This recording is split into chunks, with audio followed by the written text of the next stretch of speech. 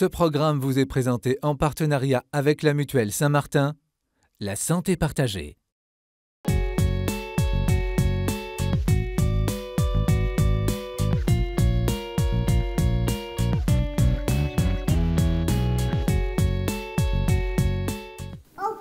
Quand la famille Massé ressort les albums photos, c'est pour parler politique. C'est l'hémicycle du département. Depuis 2 ans, Charlotte, la maman, est élue du département de Seine-Maritime. Voilà.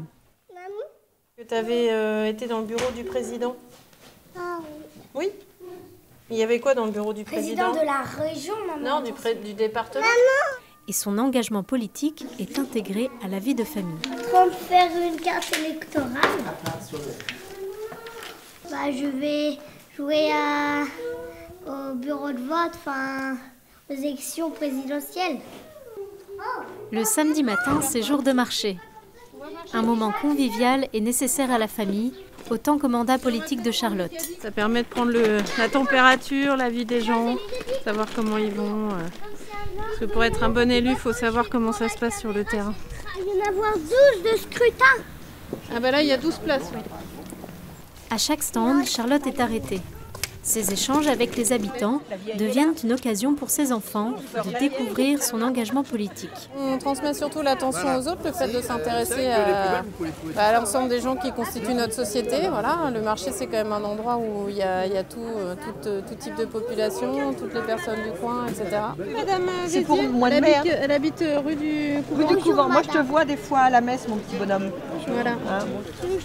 Pendant les vacances ou en week-end, Charlotte emmène ses enfants sur le terrain. Ils découvrent alors leur environnement et les réalités des acteurs locaux. On va la faire! Cet après-midi, ils se rendent chez Noël, un agriculteur de la région.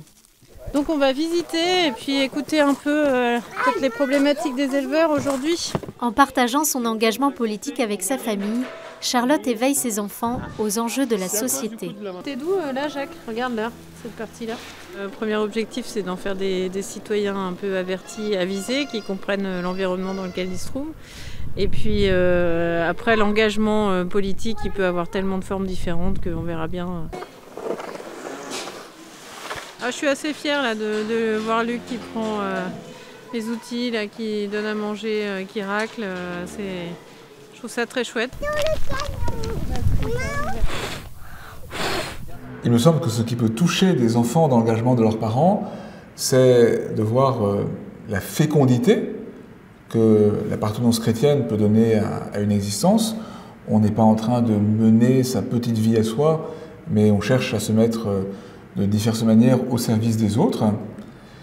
Et du coup, cette ouverture, cette générosité peut être très stimulante pour les enfants, à condition qu'ils ne la ressentent pas comme une manière pour les parents de se détourner, de ne pas les accompagner assez, de ne pas être assez présents à leur côté. Il peut être légitime d'associer ses enfants à un engagement politique ou associatif. Encore faut-il faire attention de ne pas les instrumentaliser ou de faire peser sur leurs épaules un poids qu'ils n'ont pas à porter eux-mêmes. Il me semble que ce qui peut être fécond dans l'engagement des parents, c'est le témoignage de cohérence qu'ils donnent à leurs enfants. De voir que leur engagement spirituel, leur engagement conjugal et familial, leur engagement dans la cité, ne sont pas des engagements divergents, mais sont unis par le même désir de répondre à l'amour de Dieu en se donnant soi-même. Le premier engagement qui peut porter du fruit auprès des enfants, même du point de vue de leur implication dans la cité, c'est la fidélité de leurs parents à l'engagement du mariage. Et puis enfin, cela leur donnera peut-être le désir de s'engager au service de la cité, de ne pas construire un bonheur égoïste, qui par définition est alors menacé, mais un bonheur vraiment ouvert sur les autres et sur notre temps. Et c'est particulièrement stimulant pour des enfants d'être les témoins d'un engagement de leurs parents qui est à la fois rempli d'exigence, de cohérence et d'espérance.